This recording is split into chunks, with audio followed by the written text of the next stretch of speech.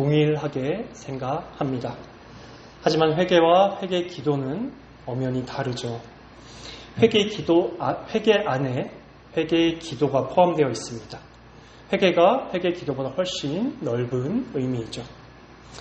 회개란 무엇이냐 그러면 회개는 우리가 하나님 이외에 사랑했던 다른 모든 것으로부터 우리의 마음을 돌이켜서 다시금 하나님을 가장 사랑하는 것이 바로 성경에서 말하는 회개입니다.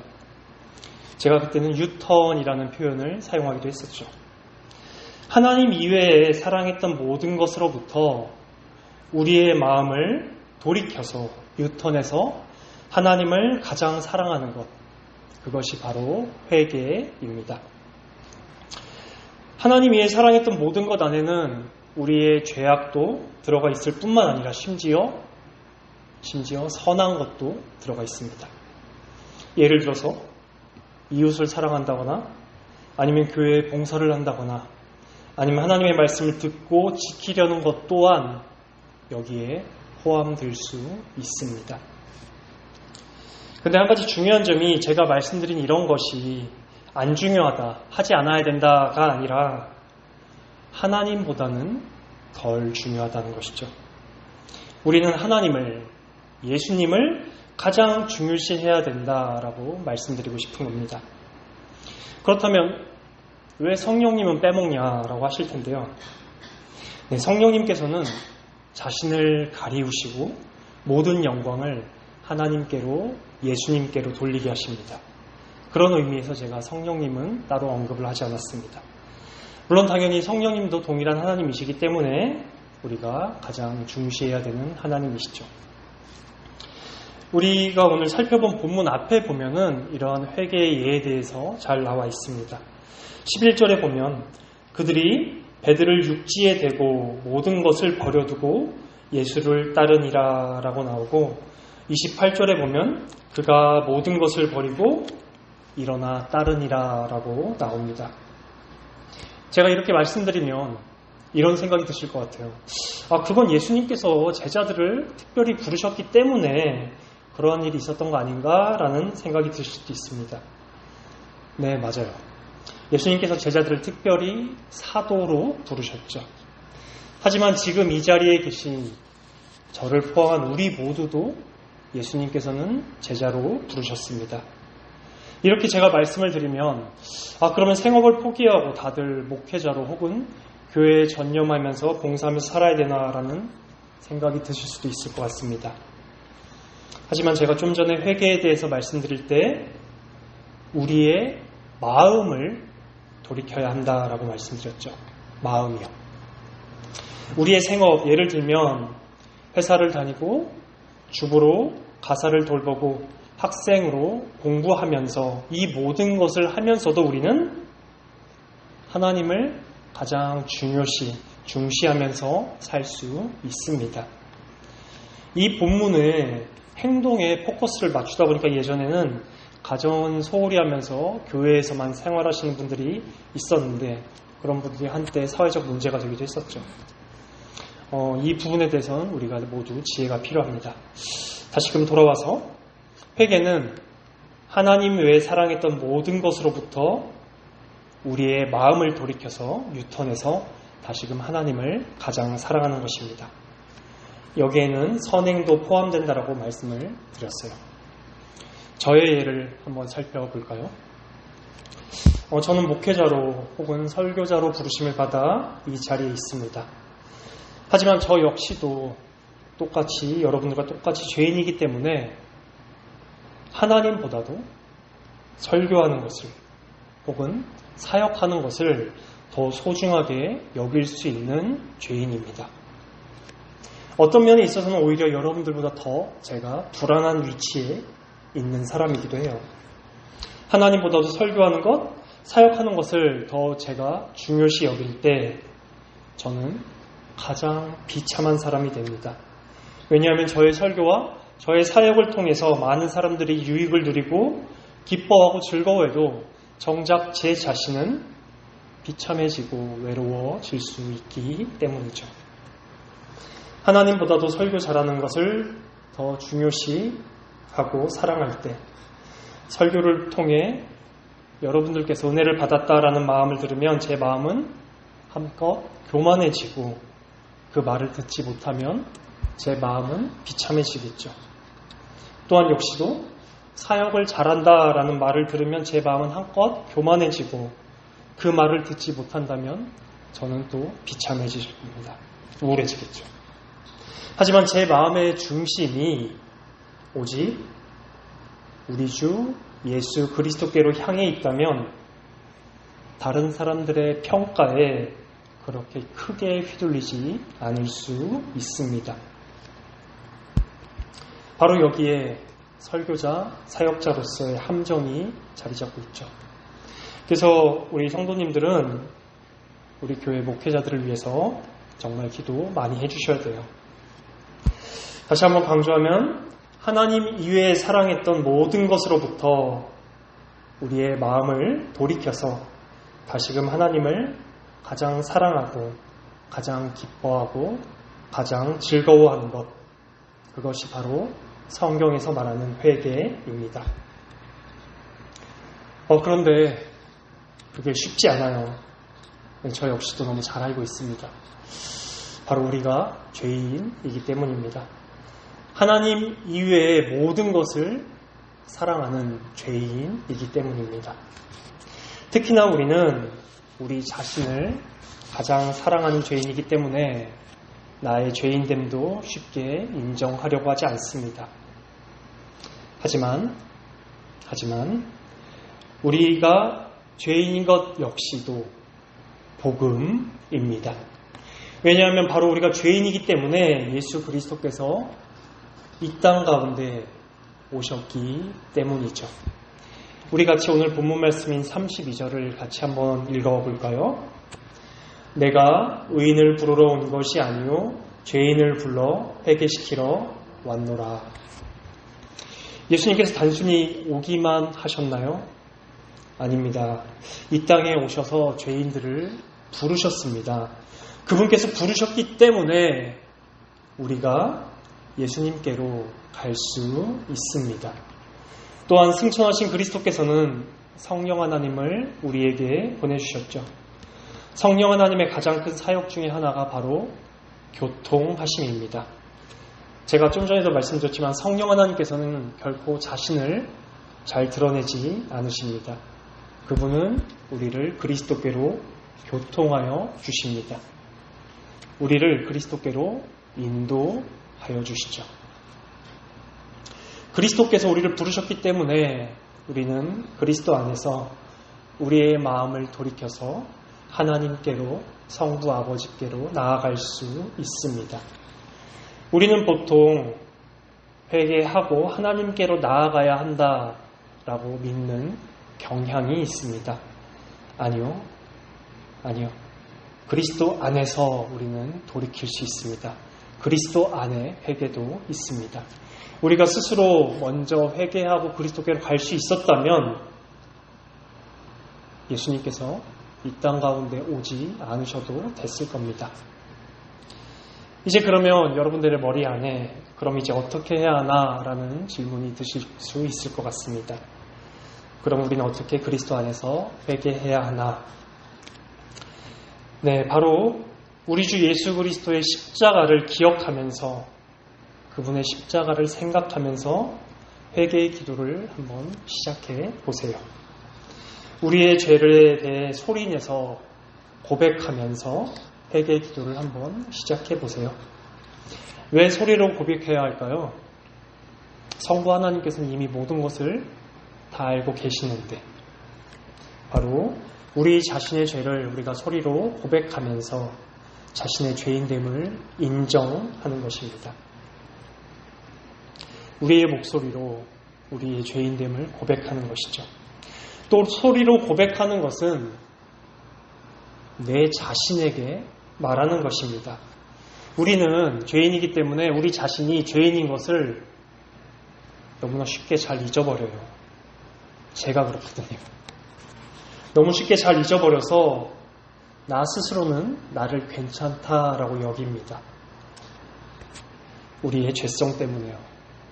그래서 우리는 우리 자신을 높이고 우쭐해하고 스스로 우리 자신을 너무나 쉽게 예배하려고 합니다. 하지만 소리로 나의 죄를 고백하면서 여러분 자신에게 한번 말해보세요. 그냥 대충 얼렁뚱땅 넘기지 마시고 치밀하고 조목조목 고백하면서 자신의 죄인됨에 대해서 자기 자신에게 한번 말해보세요. 우리가 우리의 죄를 고백하고 용서를 구한다고 해서 결코 우리의 죄가 지워지거나 용서받는 것은 아닙니다. 다시 한번, 우리가 우리의 죄를 고백하고 하나님께 용서를 구한다고 해서 결코 우리의 죄가 지워지거나 용서받는 것은 아닙니다. 우리의 죄는 우리의 회개 기도가 아니라 바로 예수 그리스도의 십자가 속죄로 지워졌습니다. 우리의 죄는 예수 그리스도의 십자가 속죄로 이미 지워졌습니다. 자신의 죄를 고백하다가 그리스도의 십자가를 생각하면서 그분의 십자가를 기억하면서 그리스도의 십자가로 나아가시길 바랍니다. 바로 성령 하나님께서 인도해 주실 것입니다. 우리를 그리스도의 십자가로요. 그러면 우리 주 예수 그리스도의 십자가 속죄를 우리는 감사하고 찬양하고 기뻐하고 즐거워하면서 그리스도를 높입니다. 그리스도를 예배합니다. 그리스도를 찬양합니다. 로마서 5장 20절입니다. 율법이 들어온 것은 범죄를 더하게 하려 함이라. 그러나 죄가 더한 곳에 은혜가 더욱 넘쳤나니. 우리가 우리 자신의 죄를 치밀하고 조목조목하게 고백할 때 비로소 우리는 우리 주 예수 그리스도의 은혜를 더욱 크게 더욱 깊이 누리게 되기 때문입니다. 회개 기도는 반드시 우리 주 예수 그리스도의 십자가 속죄와 하나로 붙어 있어야 합니다. 그리스도의 십자가의 속죄 터 위에서 우리는 우리의 자신의 죄인됨을 고백하면서 우리를 구원하신 우리 주 예수 그리스도를 찬양합니다. 성령님께서 우리를 그리스도께로 인도해 주셨죠. 그리스도께서는 우리를 성부 하나님께로 인도해 주십니다. 왜냐하면 그분이 자신을 길이라고 표현하셨고 또한 자신으로 말미암지 않고는 아버지께로 갈 수 없다라고 말씀하셨기 때문입니다. 요한복음 14장 6절입니다. 예수께서 이르시되 내가 곧 길이요 진리요 생명이니 나로 말미암지 않고는 아버지께로 올 자가 없느니라. 예수께서 길을 가르쳐 주신다 혹은 길을 인도해 주신다라고 하지 않으셨습니다. 그분이 그 자신이 그냥 길이다라고 말씀하셨죠. 바로 성부 하나님께로 인도해 주신다라는 의미입니다. 주의 영이신 성령님께서 우리를 성자 하나님 예수 그리스도께로 인도해 주시고 예수 그리스도께서는 우리를 성부 하나님께로 인도해 주십니다. 그래서 삼위 하나님 안에서 삼위 하나님을 찬양하고 예배하고 경배하고 기뻐하며 예배의 즐거움을 회복시켜 주시죠. 기독교는 기쁨의 종교입니다. 희락의 종교죠. 우리가 이렇게 회개 기도를 하면서 우리 주 예수 그리스도의 십자가 속죄를 찬양하고 기뻐하면서 다시금 십자가 복음을 깊이 누립니다. 복음 그 자체이신 예수 그리스도에 대해 듣고 그분을 묵상하고 그분을 사랑하면서 우리는 점차 우리의 죄가 죽어가고 그리스도를 닮아가게 되겠죠. 오늘 설교의 복음입니다. 지난주에는 자비로우신 우리의 아버지에 대해서 살펴보았으니 오늘은 우리 주 예수 그리스도의 마음에 대해서 살펴보도록 하겠습니다. 우리가 이렇게 회개 기도와 예수님의 십자가 속죄를 믿음으로 회개할 때 우리의 회개를 예수님께서는 어떻게 생각하실까요? 그분의 마음이 우리를 억지로 받아주신다면 어떨까요? 만약입니다. 이 녀석 봐라. 실컷 죄 지어 놓다가 이제 와서 내 공로로 공짜로 받아 먹겠다고? 예수님께서 우리를 이렇게 생각하실까요? 전혀요. 절대 아닙니다. 그건 우리의 생각입니다. 우리가 다른 사람을 그렇게 대하고 생각하기 때문입니다. 사복음서에서 유일하게 예수님께서는 자신의 마음을 열어 우리에게 보여주셨습니다. 나는 마음이 온유하고 겸손하니 나의 멍에를 메고 내게 배우라. 사복음서에서 예수님께서 유일하게 자신의 마음을 열어 우리에게 보여주셨습니다. 온유하고 겸손하니. 우리는 마음을 보통 감정으로 여깁니다.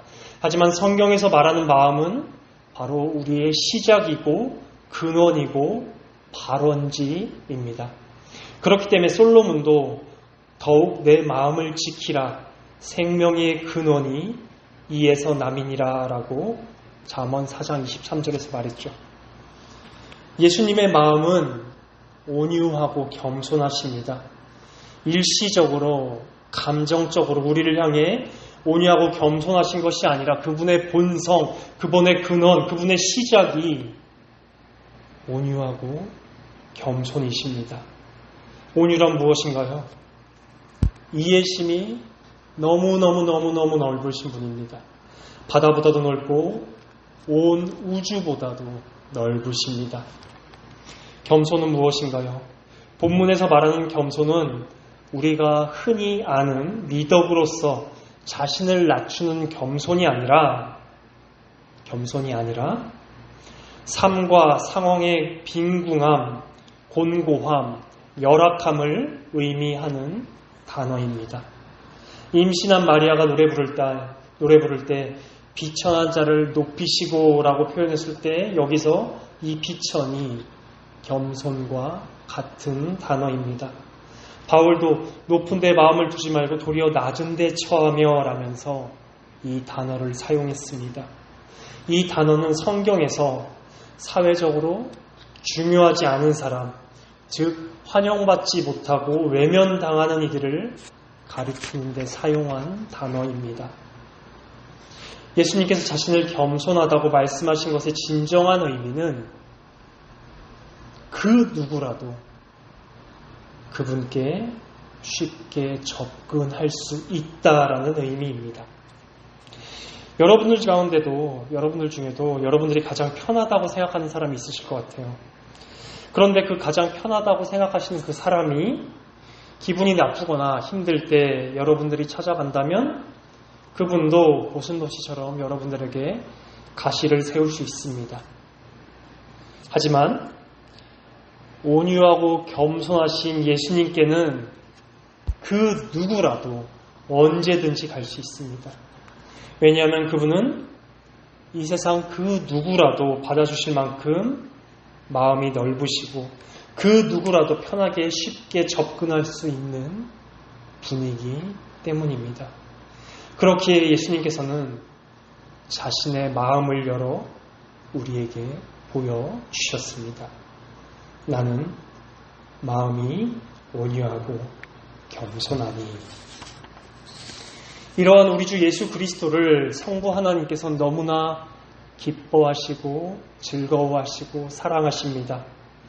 그래서 이러한 자신의 아들을 성부 하나님께서는 높이시길 기뻐하시고 즐거워하시죠. 우리 주 예수 그리스도의 영광을 위해서 성부 하나님께서는 지금도 최선을 다하고 계십니다. 요한복음 17장 4절과 5절입니다. 아버지께서 내게 하라고 주신 일을 내가 이루어 아버지를 이 세상에서 영화롭게 하였사오니 아버지여 창세전에 내가 아버지와 함께 가졌던 영화로서 지금도 아버지와 함께 나를 영화롭게 하옵소서. 예수님께서도 성부 하나님께서 자신을 예수님을 높이시고 영화롭게 하시길 바라셨고 또한 자신의 영광에 위해 하나님께서 열심인 걸 아셨기 때문에 예수님께서는 바로 이렇게 기도하실 수 있었습니다. 삼위 하나님께서는 우리와 다르십니다. 삼위 하나님께서는 서로가 서로를 높이시면서 기뻐하시고 즐거워하십니다. 제가 이 자리에 서 있는 단 하나의 이유를 꼽으라면 바로 성부 하나님께서 성자 하나님을 높이고 영화롭게 하시기 위한 열심으로 인해서 제가 이 자리에서 여러분들에게 우리 주 예수 그리스도를 자랑하고 전하고 소개하는 것입니다. 그리스도께로 오세요. 수고하고 무거운 짐진 자들아 다 내게로 오라. 내가 너희를 쉬게 하리라. 그리스도의 부르심으로 인해서 여러분들을 그리스도께로 초대합니다. 우리 주 예수 그리스도 안에서 회개하며 예수님의 마음을 온유하고 겸손한 그분의 마음을 믿고 기뻐하며 그리스도와 함께 우리의 자비로우신 아버지를 기뻐하고 즐거워하며 누리는 우리 시민교회가 되기를 간절히 소망합니다. 네, 같이 찬송을